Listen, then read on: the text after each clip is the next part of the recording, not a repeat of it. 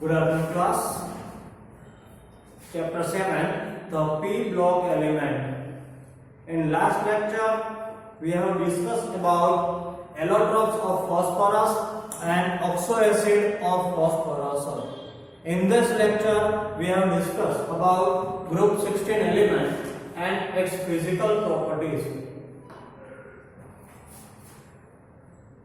How many elements present in group 16? There are oxygen, sulfur, selenium, tellurium, polonium, livermorium are of the group 16 element. Total six elements present in group 16. In this group, what element? It is a radioactive element. It is a livermorium.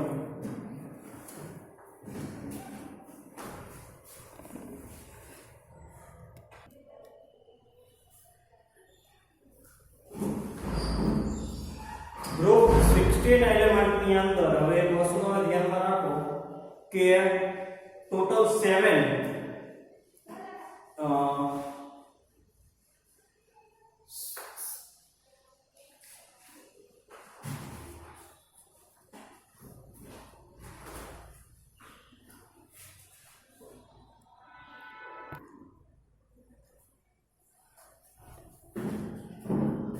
Total 6 element છે group 16 ની અંદર but 5 element છે કે જેની physical અને chemical property available છે અને 6 element કે જે લિવરમોરિયમ છે. The atomic number of livermorium is 116 and atomic mass is livermorium is 292 and electronic configuration NH2np4. કેવા મીનિંગ કે ગ્રુપ 16 જે એલિમેન્ટ છે એની લાસ્ટ ઓર્બિટમાં 6 ઇલેક્ટ્રોન અવેલેબલ હાજર હશે, બરોબર? એટલે એની જે કોમન ઇલેક્ટ્રોનિક કોન્ફિગરેશન થશે એ શું થશે તો NH2np4. આ એની કોમન ઇલેક્ટ્રોનિક કોન્ફિગરેશન થશે.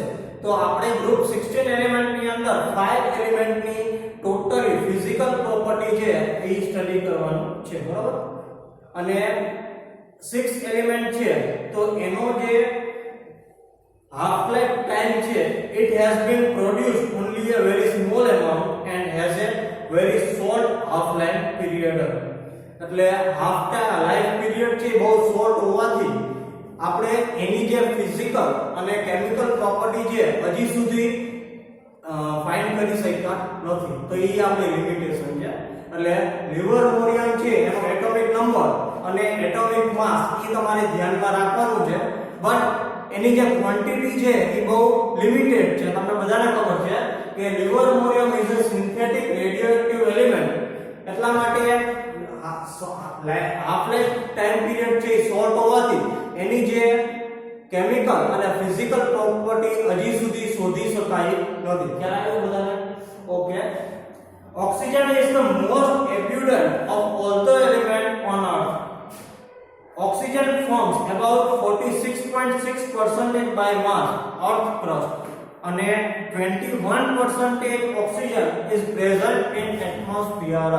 તમને બધાને ખબર છે કે ઓક્સિજન જે છે એ અર્થ ક્રસ્ટ ની અંદર અરાઉન્ડ 46.6% પ્રેઝન્ટ છે જ્યારે એટમોસ્ફિયર ની અંદર ટોટલી 21% ઓક્સિજન છે તે પ્રેઝન્ટ છે. However, the abundance of sulfur in the earth crust is only 0.03 into 0.1%.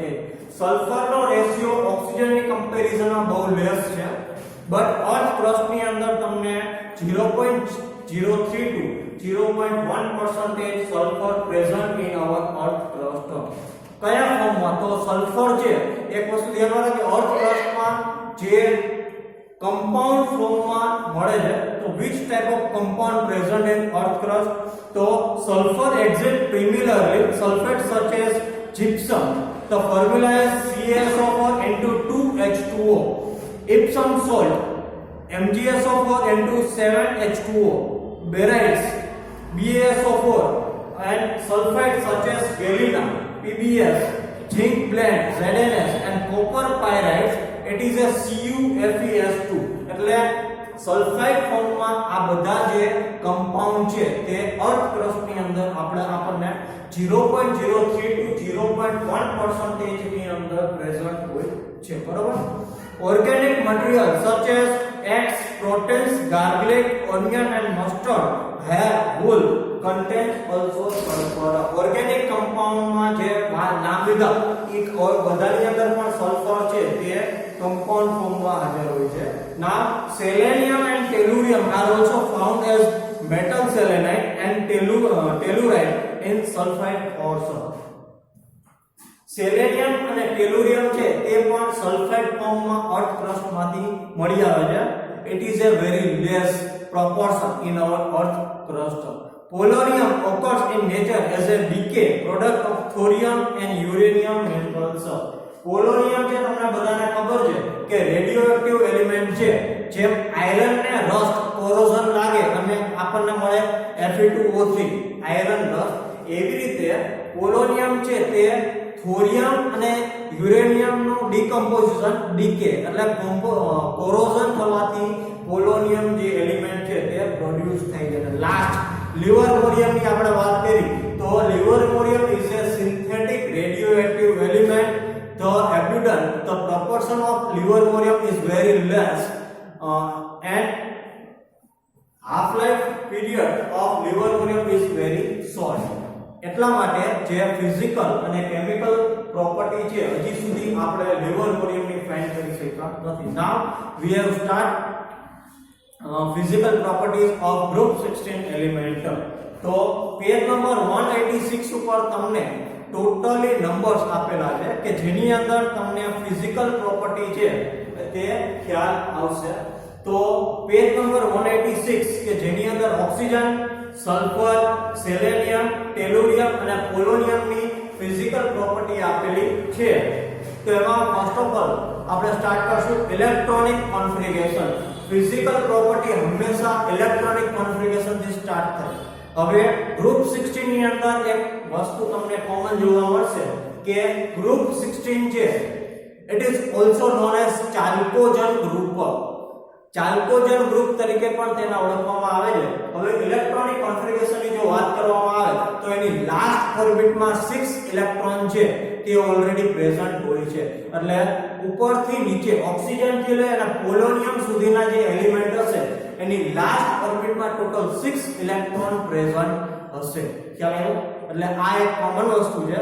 હવે 6 ઇલેક્ટ્રોન પ્રેઝન્ટ હોય તો તમને બધાને ખબર છે કે ઓક્ટેટ કમ્પ્લીટ કરવા માટે 2 ઇલેક્ટ્રોનની જરૂર પડે અને તે પોતે 2 ઇલેક્ટ્રોન એક્સેપ્ટ કરી અને ઓક્ટેટ કમ્પ્લીટ કરશે. એટલે કહેવાનો મીનિંગ કે 16 ગ્રુપના જેટલા પણ એલિમેન્ટ હશે તે નોન મેટલ જેવી પ્રોપર્ટી ધરાવતા હશે. બટ ગ્રુપની અંદર તમે ઉપર અપ થી ડાઉન ઉપરથી નીચે જશો એટલે ઓટોમેટિકલી જે એટોમિક નંબર છે તે એટોમિક નંબર ઇન્ક્રીઝ થતો જશે.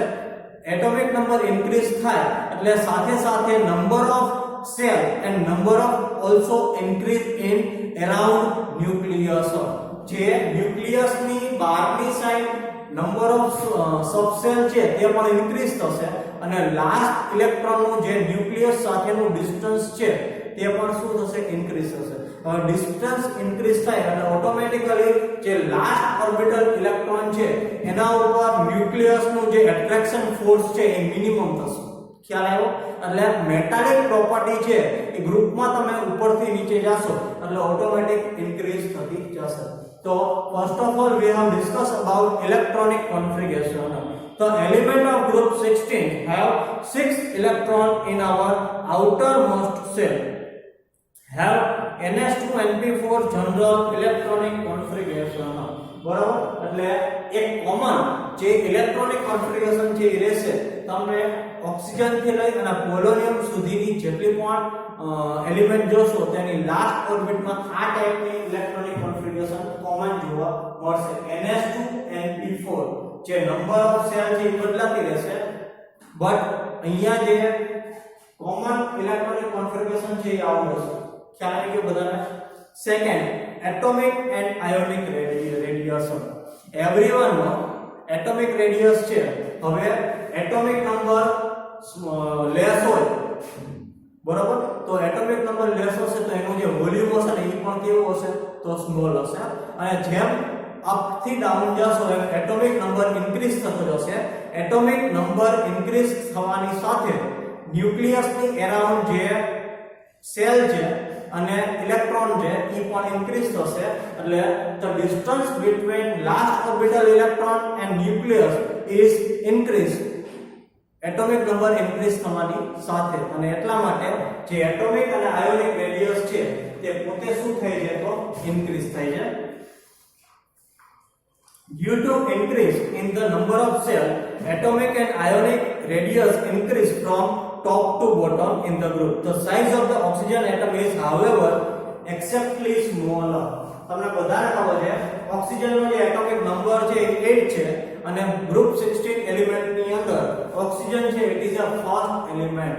એટલા માટે એની જે સ્મોલર સાઇઝ છે એટલા માટે oxygen it is different compare to its group element.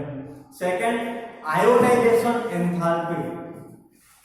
હવે આપણે આયોનાઇઝેશન એન્થાલ્પી ની વાત કરવામાં આવે તો એક વસ્તુ ધ્યાનમાં રાખજો કે first of all ionisation enthalpy means કે લાસ્ટ ઓર્બિટલ ના ઇલેક્ટ્રોન ને રિમૂવ કરવા માટે જે એનર્જી પ્રોવાઈડ કરવી પડે એને કહેવાય આયોનાઇઝેશન એન્થાલ્પી. હવે એટોમિક નંબર સ્મોલ હોય, સાઈઝ નાની હોય, એટલા માટે સાઈઝ નાની હોવાને લીધે જે લાસ્ટ ઓર્બિટલ ઇલેક્ટ્રોન અને ન્યુક્લિયસ વચ્ચેનું જે ડિસ્ટન્સ હશે ને મિનિમમ હશે, અને એટલા માટે ન્યુક્લિયસનું જે એટ્રેક્શન ફોર્સ છે એ લાસ્ટ ઓર્બિટલ ઇલેક્ટ્રોન ઉપર મેક્સિમમ લાગશે ડિસ્ટન્સ ઓછું હોવાને લીધે.